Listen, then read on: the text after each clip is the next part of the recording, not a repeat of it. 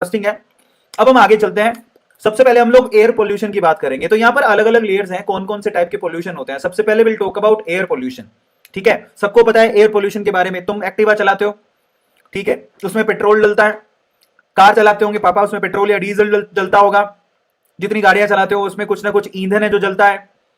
लकड़ी जलाते हो तो कुछ बाहर निकलता है, जिसकी वजह से एयर में पोल्यूशन फैलते जा रहा है, ग्रीन हाउस गैसेस फैलते जा रही हैं। उसी के बारे में बात करेंगे। अब सबसे पहले एयर पोल्यूशन के बहुत सारे टाइप्स हैं। तो सबसे पहले अपन बात करते हैं ट्रोपोस्फेयर पोल्यूशन की, जो कि जिसके अंदर हमारी ये जो गैसेस है ऑक्सीजन नाइट्रोजन, ये जो मैंडेटरी गैसेस इसमें है वो ट्रोपोस्फेयर कहलाता है। ऑक्सीजन नाइट्रोजन, या फिर जहां पर बादल होते हैं, क्लियरली बोलूं कि बादल जो होते हैं, जो आपके जहां बादल और बारिश जो होती है वो ट्रोपोस्फेयर के ये इसी लेयर में होती है 10 किलोमीटर तक। उसमें किस किस तरह का पोल्यूशन है, विल टॉक अबाउट दैट। तो ट्रोपोस्फेयर पोल्यूशन के बारे में सबसे पहले हम लोग बात करते हैं। तो ट्रोपोस्फेयर पोल्यूशन में सबसे बड़ा पोल्यूशन का कारण है इंडस्ट्री का वेस्ट, इंडस्ट्री का स्मोक, इंडस्ट्री का गंदा धुआं। उसके अलावा कौन कारण है, उसके अलावा कारण है हवाई जहाज, ये जो एरोप्लेन ये जो गैसेस छोड़ते हैं, इनकी वजह से बेसिकली इनकी वजह से जो पोल्यूशन होता है, कार, स्कूटर, बस, ट्रक, इंडस्ट्री, एसी, ये जितने भी हैं, फ्रिज, रेफ्रिजरेटर्स, इनकी वजह से जो गैसेस प्रोड्यूस हो रही हैं वो सारी की सारी ट्रोपोस्फेयर पोल्यूशन का कोज है। और स्पेशली यहां से गैस निकलती है एक SO2 नाम की, जिसको बोलते हैं सल्फर डाइऑक्साइड। अब इससे क्या नुकसान है, ये सल्फर डाइऑक्साइड एनवायरमेंट में मौजूद ऑक्सीजन के साथ रिएक्ट करती है और सल्फर ट्राइऑक्साइड बनाती है। और यही सल्फर ट्राइऑक्साइड, जब आप इसकी रिएक्शन सल्फर ट्राइऑक्साइड की किसकी, H2O यानी पानी से रिएक्ट करने के बाद, H2O से रिएक्ट करने के बाद बेसिकली किसमें कन्वर्ट हो जाती है, H2SO4 में, सल्फ्यूरिक एसिड में। एसिड रेन इसी वजह से होती है। This is one of the cause. और इनकी वजह से रेस्पिरेटरी इलनेस होती है, मतलब हमें सांस लेने में प्रॉब्लम होती है, ये उसका कोज है। SO2 ऑक्सीजन से रिएक्ट करके SO3 बनाती है, SO3 पानी से रिएक्ट करके H2SO4 बनाता है। इसकी वजह से हमें प्रॉब्लम्स क्रिएट होती हैं। और उसकी वजह से ग्रीन हाउस इफेक्ट भी होता है। जो ग्रीन हाउस गैसेस, ये सारे के सारे सोर्सेज जो ग्रीन हाउस गैसेस पैदा करते हैं, जिसकी वजह से हमारे ओटो लेयर में छेद हो रहा है, जिसकी वजह से यहां पर वो छेद की वजह से हीट बढ़ रहा है धरती का, अर्थ का। और ऐसा माना जाता है, वैज्ञानिक कह रहे हैं कि ज्यादा साल नहीं बचे हैं धरती को। एक वक्त ऐसा आएगा जब टेम्परेचर इतना बढ़ जाएगा कि हमें यहां पर जिंदा रहना मुश्किल हो जाएगा। और धीरे धीरे लेयर्स में टेम्परेचर बढ़ रहा है, सबको पता है। इसके अलावा क्या है, इसके अलावा एक बहुत इंटरेस्टिंग चीज बताता हूं। सिर्फ SO2 plus O2 is to SO3 वही पोल्यूटेंट नहीं है। आपको पता है कि जब हमारे एनवायरमेंट में एयर स्ट्राइक होती है, यहां पर एनवायरमेंट में जब एयर स्ट्राइक होती है, ठीक है, सो उस एयर स्ट्राइक में, मेरी बात ध्यान से सुनना, उस एयर स्ट्राइक में नाइट्रोजन जो कि इनर्ट गैस है वो ऑक्सीजन के साथ रिएक्ट करती है और NO गैस बनाती है। और ये जो NO गैस है, ध्यान से सुनना, लेकिन ये नाइट्रोजन तभी रिएक्ट करती है जब स्ट्राइकिंग होती है। स्ट्राइकिंग मतलब बहुत गर्जना होती है। जब NO O2 के साथ रिएक्ट करती है तो NO2 नामक एक पोल्यूटेंट गैस बनाती है। ये बहुत ज्यादा पोल्यूटेंट गैस होती है। NO2 this is really a pollutant gas, जो आपकी ट्रोपोस्फेयर है उसकी एक पोल्यूटेंट गैस है NO2। समझ में आता है। और एक और बात बताता हूं आपको, इंटरेस्टिंग बात यह है कि यहां पर जब आप ये जो NO है, अगर उसको साथ मिल जाए ओजोन का, समझो हमारे एनवायरमेंट में अगर ओजोन के कण मौजूद हैं, अगर ओजोन गैस मौजूद है, तो NO का NO2 में कन्वर्जन फास्ट हो जाता है। ये भी आप लोग ध्यान रखना। मतलब NO O2 के साथ, ये NO कहां से निकलती है भाई, तो मैं बता देता हूं, ये जेट विमानों से भी ये गैस निकलती है। और जब स्ट्राइक होती है तब भी NO की प्रोडक्शन होती है। ओवरऑल जब भी NO प्रोड्यूस होती है तो हमें ये NO एनवायरमेंट के ऑक्सीजन के साथ रिएक्ट करके NO2 बनाती है। और NO2 बहुत बड़ी पॉल्यूटेंट गैस है। और आपको मैं आपकी जानकारी के लिए बता देता हूं कि जो NO है, अगर एनवायरमेंट में ओजोन प्रेजेंट है, ओजोन, तो ये NO2 और भी तेजी से बनेगी, जो और ज्यादा नुकसान करेगी। तो और समस्या है। अब हम चलते हैं और आगे। इसके अलावा पॉल्यूटेंट क्या है, ये बहुत बड़ा पॉल्यूटेंट है जो आप लोगों को ध्यान रखना है। आप लोग मेरी बात को ध्यान से सुनिएगा। आप लोगों को भी ये पता है कि गैसोलीन या पेट्रोल से आपकी कारें चलती है, ये तो आप जानते हो। गैसोलीन या पेट्रोल से आपकी कारें चलती है। उस कार में क्या होता है, ये पेट्रोल ईंधन की तरह काम करता है, जो कि हाइड्रोकार्बन होता है। सही है।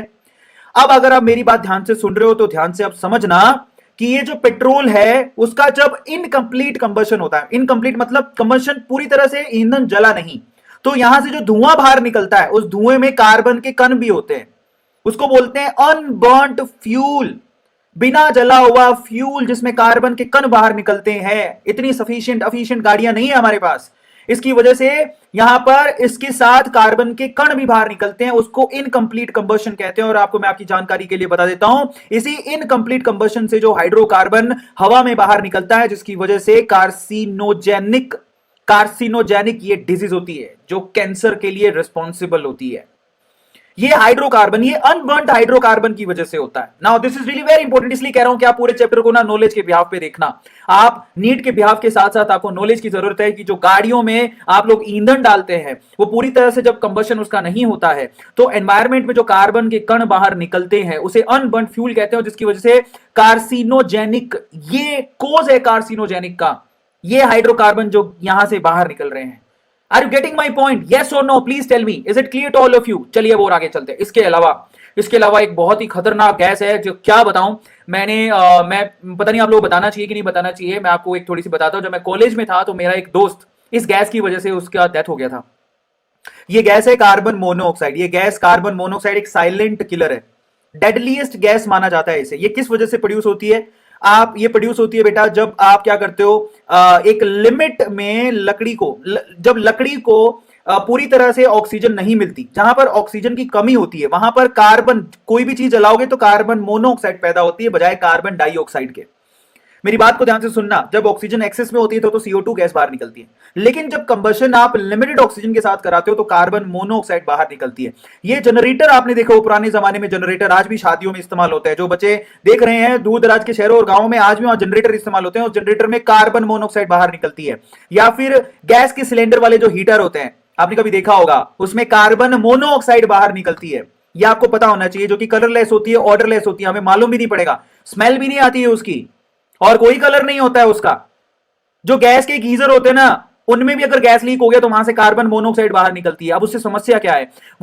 ये गैस ऐसी है जो कि ऑक्सीजन की कमी की वजह से पैदा हुई।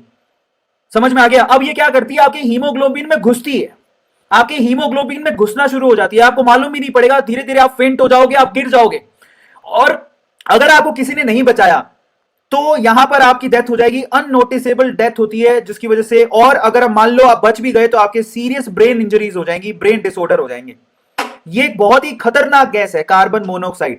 और मेरा एक दोस्त था, मैं आपको बताता हूं, जब मैं कॉलेज में था तो वो एक्चुअली ना वहां पे सर्दी बहुत पड़ती, गर्मी बहुत पड़ती है राजस्थान में, तो सर्दी भी बहुत पड़ती है। जब सर्दी पड़ती है तो कमरे में वो क्या किया उसने, चिमनी क्या बोलते हैं उसे, एक हीटर जला के सो गया वो, और हीटर चलाया उसने, वो हीटर से गैस बाहर निकली जो कार्बन मोनोऑक्साइड थी। धीरे उसको महसूस भी नहीं हुआ, एहसास भी नहीं हुआ, वो उसके हीमोग्लोबिन में घुसती गई। उसको ना तो वो कलरलेस होती है, ऑर्डरलेस होती है, तो कुछ भी उसको मालूम नहीं पड़ा। उसको बोलते क्या प्रॉपर्ली मुझे समझ में नहीं आया, बट वो ना कुछ जला के सो गया था, वो प्रॉपर्ली हीटर नहीं था, ठीक है। और कमरा पूरी तरह से उसने बंद कर लिया था, तो कमरा पूरी तरह से बंद था तो ऑक्सीजन वैसे कमी हो गई, ऑक्सीजन की कमी हो गई, और साथ साथ में वहां पर प्रॉब्लम ये हो गई कि वो, जिसको बोलते हैं चिमनी, ऐसा कुछ नाम होता है, चिमनी ऐसा कुछ नाम होता है, जिसकी वजह से वहां पे कंबशन चालू हो गया यहां पर, और लिमिटेड ऑक्सीजन से कंबशन चालू हुआ, CO गैस बाहर निकली, और वो इनहेल करता गया, धीरे धीरे बेहोश हो गया। और क्योंकि पूरी रात थी और सुबह उठना था, तो रात से सुबह तक उसका देहांत हो गया, हमने उसको खो दिया। और उसका पीछे का रीजन था कार्बन मोनोऑक्साइड गैस, जो कि एक डेडली गैस है, जिससे मालूम भी नहीं पड़ता और इंसान वहां से फेंट होने के बाद खत्म हो जाता है।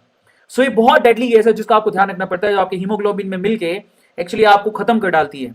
और ये भी गैसियस एयर पॉल्यूटेंट है, बाय द वे, आपकी जानकारी के लिए बता देता हूं, ठीक है। इसके अलावा एक और गैस होती है जो कि बहुत नुकसानदायक है, जो इंसान के लिए कार्बन मोनोऑक्साइड के जितनी तो नुकसानदायक नहीं है, लेकिन CO2 गैस एनवायरमेंट के लिए नुकसानदायक है अगर एक्सेस में हो तो। लेकिन आपको मैं आपकी जानकारी के लिए बता देता हूं कि कार्बन डाइऑक्साइड अगर ना होगी इस अर्थ पे तो काम चलेगा भी नहीं।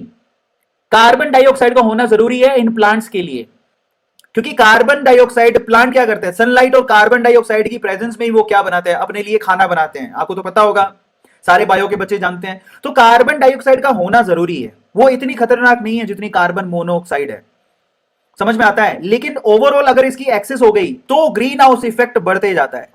तो इसलिए कार्बन डाइऑक्साइड का होना जरूरी है ताकि प्लांट सुरक्षित रहे, उसके बिना तो पॉसिबल नहीं है। लेकिन ज्यादा एक्सेस में हो गई तो हमारे एनवायरमेंट को भी वो खराब करेगी। कार्बन डाइऑक्साइड कहां से आती है, जैसे कि आप लोगों को दिख रहा होगा कि कार्बन डाइऑक्साइड बेसिकली कंबशन से पैदा होती है, समझ में आया। तो ये कार्बन डाइऑक्साइड भी एक तरह का गैसियस पॉल्यूटेंट है, ठीक है, जो कि बहुत खतरनाक है एनवायरमेंट के रिस्पेक्ट में, बट उसका होना भी जरूरी है, अदरवाइज